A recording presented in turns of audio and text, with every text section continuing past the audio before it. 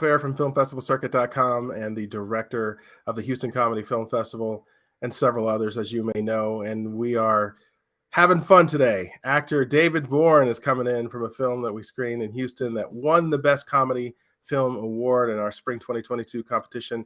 Welcome, Mr. David Bourne. How are you today? Hey, it's great to be here, man. How you doing today, my brother? Hey, hello, everybody out there. I'm breathing. I'm good. Man. We still getting it done. We got rain in Houston. We're like, it's strange, that precipitation falling from the sky. Don't be afraid. It's called water. So, yeah, we're happy down here, man. I hope everybody gets some. Well, I'll be driving in from San Antonio today, and I'll be in for the festival tomorrow. And just always good to come back in Houston, where I spent, a long 16-year career living in Houston. It was a lot of fun, and I love going back to town. So, right on. That's where we be, man. Well, let's talk about this film. This is very well received, not just in Houston where it won the big award, but in Portland and Austin and other festivals that aren't even ours. This is just killing it on the film festival circuit. And how does that feel? You still see me? Yeah, I see you. Sure, I got you there. So it's very exciting. I could pretty much tell you. We're really excited about the reception that we're getting from this film. It's a short, it's a short 7.5 long film, but we do a lot in under 10 minutes. And I think one of the challenges that we had, because I've been doing a tribute to Robin my entire life. I started a documentary about Robin called Robin Williams: The Price of Fame a few years ago that kind of set me up theatrically for this, because we really we shot a documentary on a style of feature film. And I played an older Robin, and it was an hour-long thing. And we covered, the struggle of his Lewy body dementia and what Robin was going through towards the end, the terminal disease that he had that a lot of people don't know.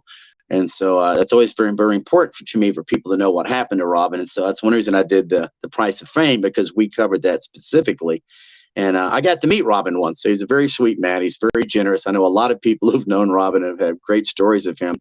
And so with this American icon, who I've been compared to my entire life, I said, well, let's see if we can do a short out there that isn't so much a documentary, but maybe a slice of life. Because so many people have wonderful stories from Robin and what a sweet, giving guy he was, and how compassionate and generous he was with his time.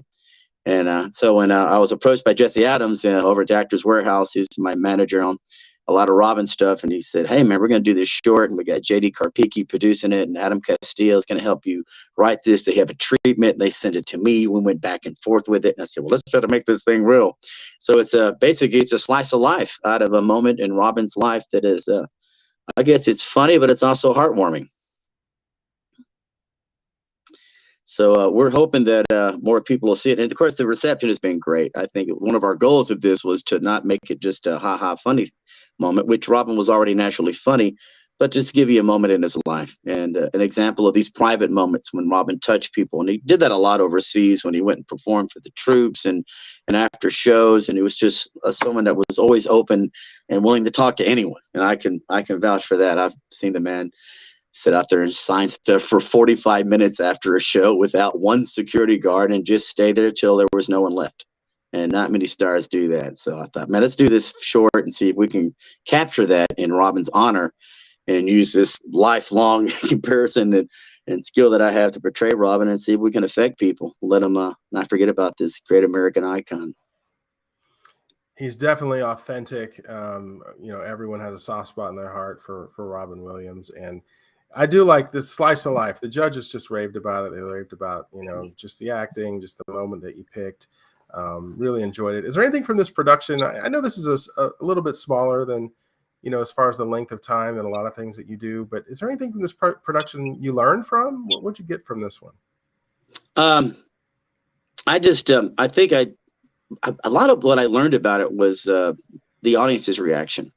It was reaffirming to me that people were keeping Robin's life and his viability and his energy and his sense of humanity right there, man, in their heart, and everybody's responding to it. I didn't know if people would care or they would be saddened or they'd be disappointed. So I think that's reaffirming to me that people are going, yes, he was a great guy and we love him and we always will and we'll never forget him. So that's important to me. And what I really got out of it as an actor was being able to perform something finally theatrical. Because eventually I think there needs to be a movie made about Robin Williams' life, and it's going to take someone to play the second half of Robin's life that certainly has experience as an actor. And I don't think anybody else out there be more experienced than me, just because of all the things that I've done my entire life as an actor. I'm a classically trained actor that went to the American Conservatory Theater. Robin went to East Coast, I went to West Coast, man, and we had a lot of parallels in life as very serious professional actors that are also wild man on improv. So I guess I learned that it's doable, and that it will play for me. And theatrically, I can really get into the character and go all in, and it makes wonderful sense, and the audience verified that. So we're very happy about the Houston Comedy Film Festival, that we won that award, in our category. And then, my God, I became an acting finalist at the Portland Film Festival in the acting category, which that's how they give us. I said, well, thank you. And then, my goodness, we went to the Los Angeles Film and Screenwriters Festival, and we won in LA, completely outside of anybody we know. We won best comedy in art. And that really meant a lot to me, because, it's just, I love to hear the audience response on this. So it's my pleasure, man. It's my honor. Yeah, you earned it. You earned it for sure.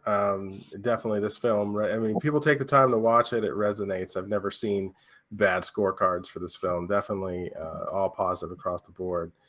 I want to get into, you talk about your life a little bit. How did you get started in this business? What was your first step into, I mean, everybody can tell a story about how they wrote, a story in the second grade. But I mean, when it comes time to say, okay, I'm going to act, I'm going to put myself out there, I'm going to take this seriously. How did that go for you? It's very interesting. It's kind of an oddball moment. I had always been a wild improv guy, doing radio shows as a kid in junior high school, and didn't ever know why. I was in air conditioning refrigeration in high school. So I was going to become an AC man. Yeah, because my dad did it, my brother did it. So my senior year, I took drama in place of college-bound English, because I wasn't going to college. I was going to be an AC man. I thought that sounds like a blow-off class. And it took me about 3 days to realize acting, lines, dialogue, creativity, relationships. My God, I'm an actor. And so from that point, it was Johnny bar the door straight from that to University of Houston School of Theater, and working in Houston for years, and then going to San Francisco and going to the American Conservatory Theater, and coming back here and working in Texas, and then found out I could actually make a living here locally as a member of the Screen Actors Guild. So I thought I could go to LA, but I'm like, why? I'm working in the tri-state area. Why leave? I'm making a living. And so that's kind of how it all started out. And then I got married and had a wife and kids and settled down and busted a move out of Texas. So I work a lot in Texas, and I mainly work now in Louisiana and New Mexico, and occasionally we hop over to Mississippi and Atlanta. And that's kind of where it's going on. So that's kind of what motivated me. And I did theater for years. I mean, I did theater in Houston for 15, 20 years. That was my main thing. And then I'd also do film and television and corporate and commercials. And I mean, I was a contract actor at the Alley Theater for 6 years. I'm a member of Actors Equity. So, a serious actor, but I'll tell you this much. For 10 years, I was compared to Robin Williams from 20s to 30. And I used to get upset about it, because I said, I'm David Bourne, the character actor. Go, yeah, but at the bar, you sound like Robin. So for a while I didn't embrace it, and then I realized that I thought it was a curse. And as I got older, I said, this isn't a curse. This is a blessing, that I can actually do this. And so I ended up doing more impressions and more impersonations throughout my career. It was just, as I got older, the one with Robin, just next thing I know, there's Robin on camera. Hey, what's up? I'll tell you, hearing your voice, it's uncanny. And I'm I was an audio engineer by trade, and in the film industry when I was active, retired now. But hearing your voice, I'm just waiting for you to break out. Good morning, Vietnam. Like, I'm just, just. Oh yes, yes, they're out there. Trust me. Good morning, Vietnam. We're coming down Houston Comedy Film Festival. We're going to try to be funny. If not, we're just going to go. I guess it kind of was funny, but we're going to laugh anyway. So, see, I do a comedy. So what I did was, then I started doing a tribute show to Robin. So I created this comedy show, found out about the underground circuit for impersonators and tribute artists. And they also have comedians, not just Kiss and Michael Jackson shows, which are full professional shows with bands and background and the whole 9 yards. So next thing you know, I'm doing stuff out of Las Vegas, and we won some Las Vegas awards for my comedy tribute act to Robin Williams, and performed around the country. I mean, I get up and do an hour and 20 minutes. So It's very interesting. It satisfied me being a frustrated stand-up comic. And what a person to be a stand-up comic as. Robin freaking Williams. Wow, blow my mind. So yeah, we got shows coming up too. Shows coming up. Yeah, talk about that. What's your future like? What's going on? I don't know. Actually, I just spent a couple of days doing a company for a CLM, which is a big realty company. We did a little stand-up bit yesterday for their corporate stuff, and we have a show coming out. We're going to record with my friend Jesse Adams at the Actors Warehouse. We're going to record the David Bourne comedy show, which is kind of a little segue out of my Robin stuff. But we're also going to be performing at this paddle boat on Lake Conroe, and so that's coming up on Labor Day weekend. So we're gearing up for that show. And trying to put together a small tour to get the tribute show out there. And then we're also doing now comedy as David Bourne, because David Bourne has added 40 minutes to his 80-minute Robin Williams show. And I'm like, that's my material. I can do the impersonations on my own. So I do a bunch of impressions. I tell you, I got Rodney Dangerfield in there. That's right. Come on in here. That's right, Pilgrim. Step up to the plate. Excuse me, Hank Hill. Doggone it, I'll tell you what. So I do all these voices in there. And so I'm kind of putting together a David Bourne show, and then at the end of it, I'll do my Robin Williams tribute. But I'm also working the Robin Williams tribute, which I did yesterday. So it's woo-woo, getting it done, man, getting it done. As a person, you're an inspiration. You have energy, enthusiasm. It seems like you're always pushing the envelope, creating something new, working on your craft, always moving forward. And it's an inspiration to talk to you. And do you have any advice for people that may get discouraged? I know you've had to have some times in your life where you got a little bit discouraged.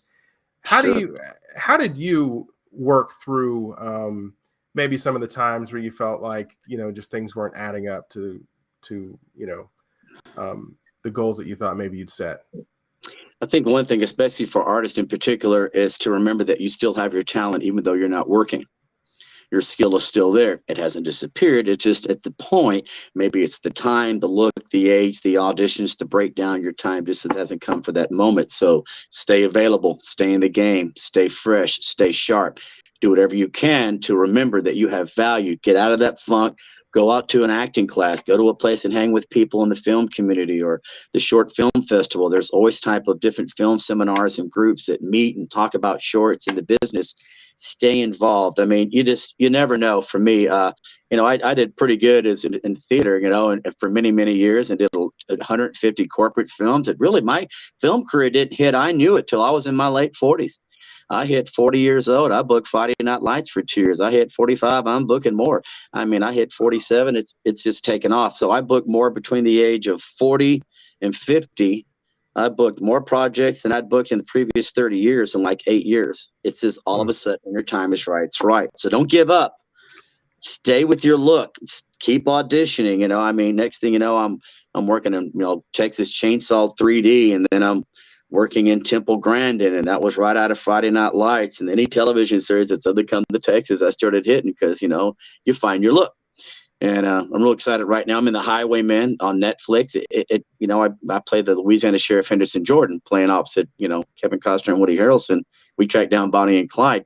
That was out of a New York casting director, guys, that saw me through my New Orleans agent from a previous audition. And when the Scorsese audition came around, she said, "Oh yeah, I remember that guy David. Let's see him because he looks like a great Texas lawyer," which is what I play a lot. And sure as hell, 2 years later after COVID, they started casting again. So I booked Killers of the Flower Moon and just worked with Martin Scorsese.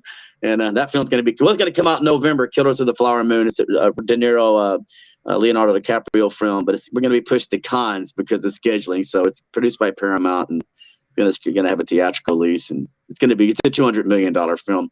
But you sit around wondering, what the hell happened after COVID? What am I going to do? Well, hang on, because guess what? That woman remembered me, and it had been 16 months since I auditioned. So never forget, whatever you lay down the groundwork, somebody's looking. They're listening, man. Don't give up. Man, I appreciate the time today. I appreciate your words. I could talk to you all day, and I know you got things to do, and we all do, but I appreciate you. Thank you. And if there's anything you want to add before we get out of here? No, I just appreciate that. I'm just very blessed for this company that came together for our short Little Spark of Madness. This was a group effort. This was a unified combination. I mean, Jesse Adams bringing in $1,000 of sand just so we can make this thing happen and make every little nuance be real and serve the purpose of this film. And I'm just very happy that everyone came together and we pulled it off. And I hope more people get a chance to see it. All right. Well, thank you so much. And again, if this film is coming to your town, I tell people, A Spark of Madness, you want to check out. I will link your Instagram and your IMDb in the description of the video so people can reach out. Sounds good, my brother. Nice talking to you as always, my friend. All right, my man. Take it easy. Okay, man. Looking forward to seeing you again. All right.